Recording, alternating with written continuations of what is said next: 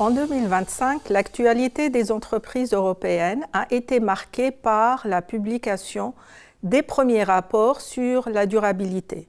En effet, la directive européenne The Corporate Sustainability Reporting Directive relative à la publication de l'information extra-financière par les entreprises est entrée en vigueur en janvier 2024. La directive devrait concerner à terme près de 50 000 entreprises européennes. Le 26 février, la Commission européenne a proposé une révision de la directive qui prévoit de reporter de 2 ans son application par certaines catégories d'entreprises. En France, le Sénat a voté le 10 mars 2025 un report de 4 ans de la directive, notamment pour les PME cotées et les grandes entreprises non européennes qui devront publier leur rapport de durabilité à partir de 2030-32 respectivement. Les sénateurs ont justifié ce report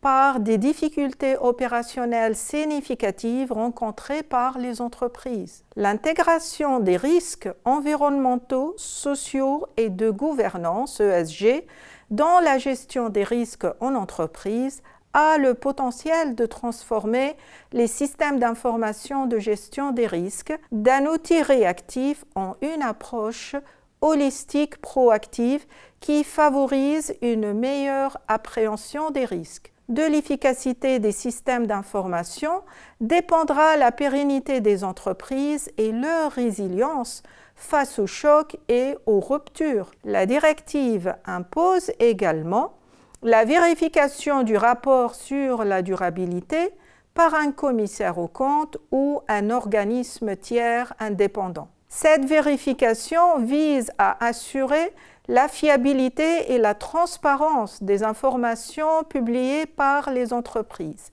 Cette exigence entraînera des changements organisationnels et des adaptations au niveau des systèmes d'information pour toutes les entreprises concernées, afin de se conformer aux nouvelles normes de reporting et de vérification.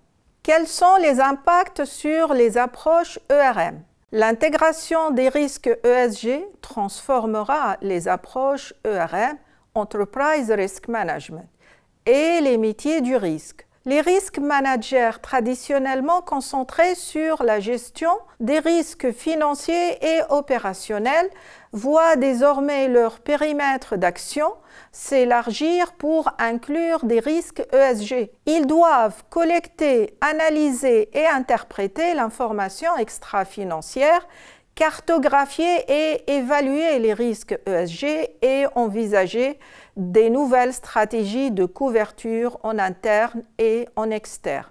Le nouveau cadre pour la gestion des risques présente plusieurs axes d'amélioration. Tout d'abord, la mise en place d'une approche globale pour la gestion des risques, plus conforme au Global Risks Report du Forum économique mondial, où les risques sont classés en 5 catégories: économiques, environnementales, géopolitiques, sociétales et technologiques. Des prises de décision améliorées fondées sur une cartographie des risques plus proche de la réalité, un meilleur pilotage de la performance globale, une résilience consolidée des entreprises face aux changements et aux risques extrêmes et un meilleur engagement des parties prenantes. Néanmoins, ce changement de paradigme dans la gestion des risques implique 2 défis majeurs. Tout d'abord, un investissement en infrastructures technologiques pour les entreprises concernées et ensuite une adaptation des formations en risk management. Quels sont les impacts sur les systèmes d'information de gestion des risques? Avec l'entrée en vigueur de la directive européenne, les rôles et fonctionnalités des outils des systèmes d'information subiront une transformation profonde pour plusieurs raisons. Tout d'abord, la collecte de données. La directive impose aux entreprises de collecter un volume croissant de données de plus en plus complexes pour répondre à l'ensemble des thématiques ESG. Ensuite, un élargissement du périmètre du contrôle interne. En effet, la directive implique un élargissement du périmètre du contrôle interne.